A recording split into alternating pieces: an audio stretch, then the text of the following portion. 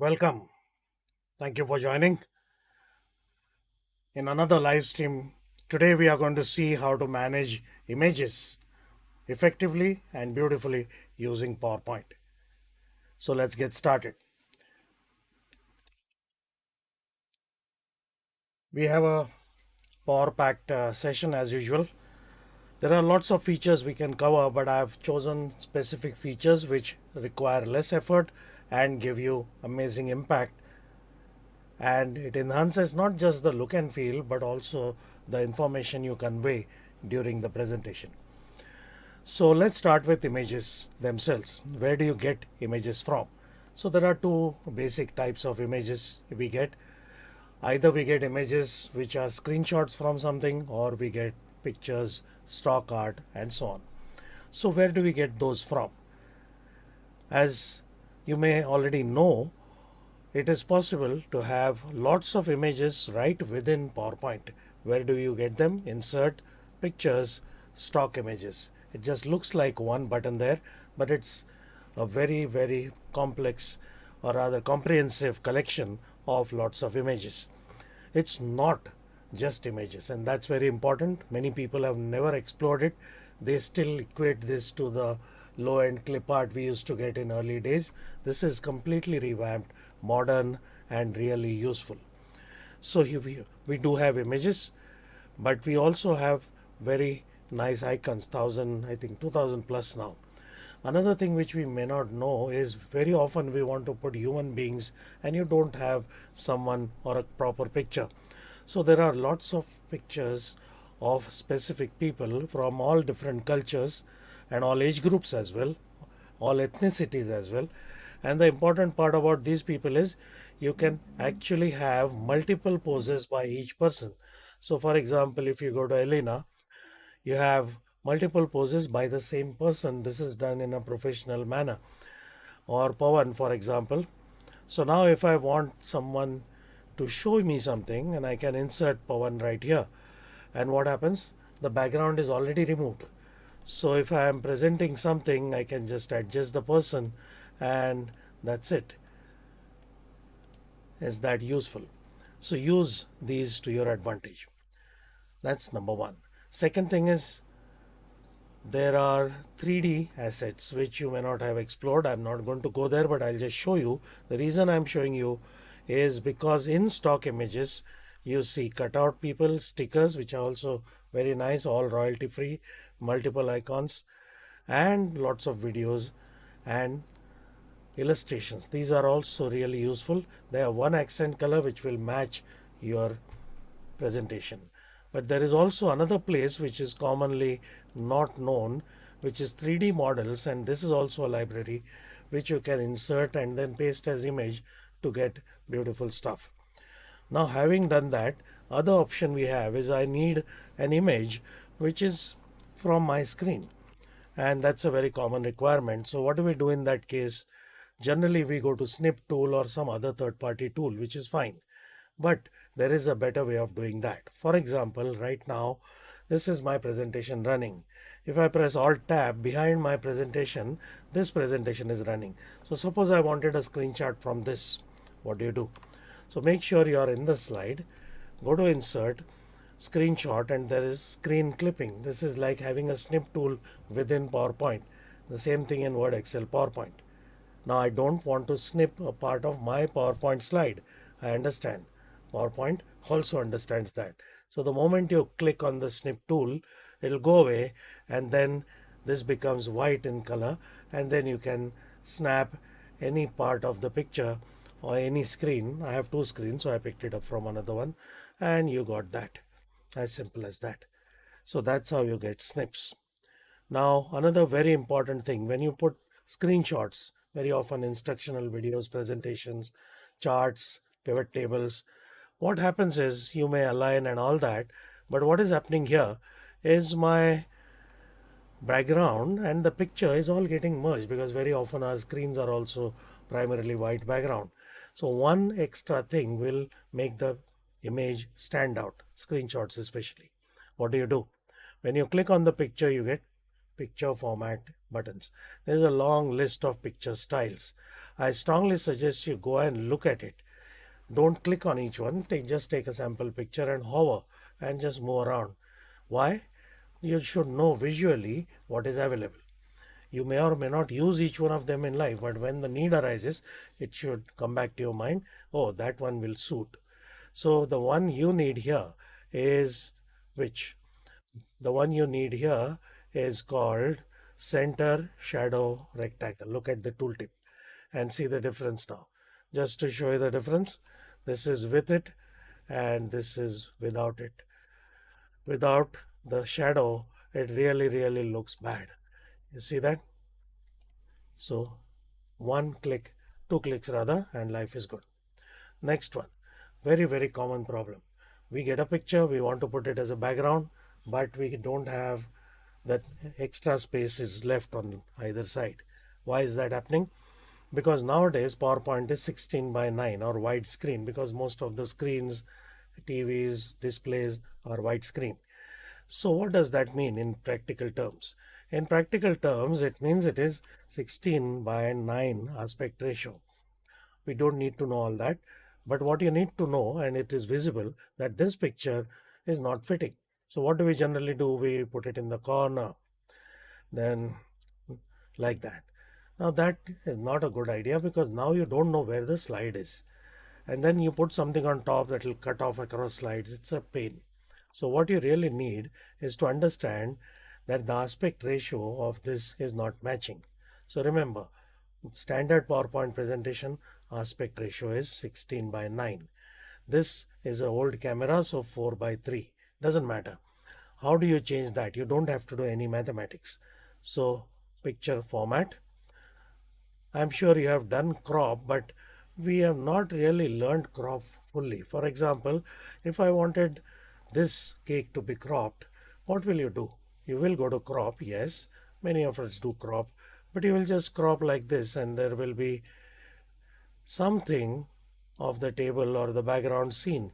You will never be able to get the cake inside, because this is a rectangle, that's a circle. So remember, whenever you see a drop down, you need to drop it down. So what did I say? Before we go there, click crop. This button is different, this button is different. This does the default action on top, and bottom gives you lots of options. So in this case, all the shapes which you are familiar with are available here. I will choose circle. Now it's not really a circle, because this original image itself was a rectangle. So this is an ellipse. No problem. Now I can click on crop, and now I can make it into a circle.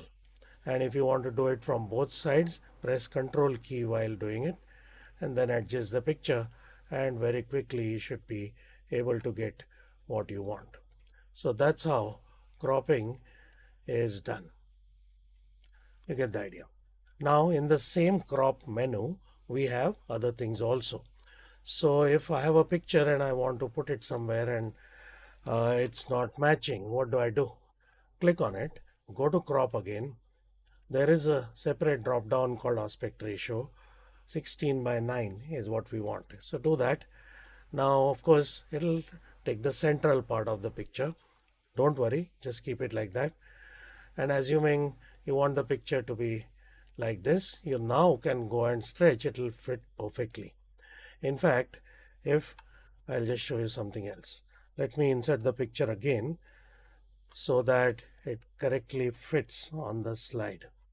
Generally, when you insert a new picture, what happens? When you insert a new picture, it goes exactly in the center. So here are the steps. Assuming it's exactly in the center, picture format, crop, aspect ratio, 16 by 9. Just click outside. Don't worry about which part of the picture is in.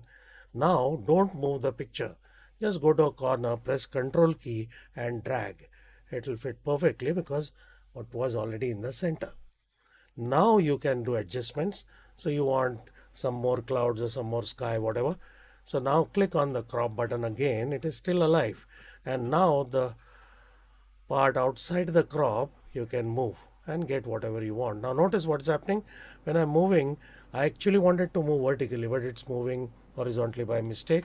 Bad idea. Press shift key and drag. Remember, that's the constraint key. All right, so that's how you fit pictures to slide. Now another beautiful thing, remove background. Very nice feature. Many people don't know this, so they go to Photoshop or some other things. Of course, dedicated picture management tools are more sophisticated, but this is very much more easy to use. One button, picture format, remove background. It tries to judge what is there in the picture. Now this is actually a bad picture to take because there should be some contrast, but let's try. What is it going to do? It's going to apply its own logic algorithm and check what is foreground, what is background. Now it doesn't necessarily do a great job on the first go, but it is not expected to. You are supposed to help it. That's why there is a toolbar which comes only when you are in this mode, remove background mode. It's saying mark areas to keep, mark areas to remove. Okay, so what am I doing? I want to mark areas to keep, and this part of the body I want. So click on mark. You don't have to be precise, just draw a line inside. Couple of tweaks and it should manage it. That's it. That's how remove background works. Now this was a fairly easy one. Depending on the complexity, for example, depending on shadows and contrast and all that, you may require some extra amount. Just to show you that this is the same headphone, this is removed background. So now this part is transparent. When you remove background, whatever is there is transparent. So now click on remove background, same story, but this is a little more complex because in this case it didn't understand anything. So now maybe you have to do some extra effort. I have to explicitly mark areas. Even then, I am not drawing this very clearly and manually, but it will require a lot of clicks and lot of drawings. It's not an easy thing to clear, but still few little strokes here and there, finally you get this. That's the idea. All right, now another one which is really good. How do you merge two pictures? And again, people used to go to PowerPoint because it is not available in PowerPoint. It was required that you go to some other tool which allows transparency. Now, of course, now new version of PowerPoint, it already has transparency. So I want to show these robots, and on top of that, I want to show this picture, and I want to mix the pictures. So what do I do in today's world? In the new version, you go to picture format, transparency, and choose the level of mix you want and leave it. But this was not possible till I think 1 year back. But that doesn't mean this was not possible at all. So what do you do in that case?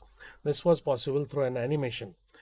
So click on the picture in front, go to animation. Animation are multiple types. Never add animation from here, add from here. Change animation from here. So what do we want? There has always been transparency. So now it temporarily showed you, but it came back to normal because it's animation. It needs to be invoked and it will be visible only during the presentation. So now if I click on it, what is it saying? 50% transparency is there. And now when I run this presentation, it is going to show me that. So that's how any version of PowerPoint you can get transparency. Okay, and finally one really nice and beautiful thing. I'm going to have a picture here. This is a picture of waves, and in front of that I have text also saying waves. Now I want to use these pictures again and again, so I'm just going to make copies of this slide so that I can explain. Now, very important, how did I write this waves? Generally, when you start a new slide, by default you will get these things, title and whatever. Now these are the things which are called placeholders. You can't use these placeholders. So if you have for this purpose, delete them. Then go to insert, add what? A simple text box, and then write whatever you want. And then increase the font size. In this case, take up a large font size. What am I trying to do? You will understand very soon. So take a large font with serif font basically, because we don't want thin areas. This is not a good thing. So for demo purpose, I have taken Arial black because it is really thick. This is how I wrote this word. Fine.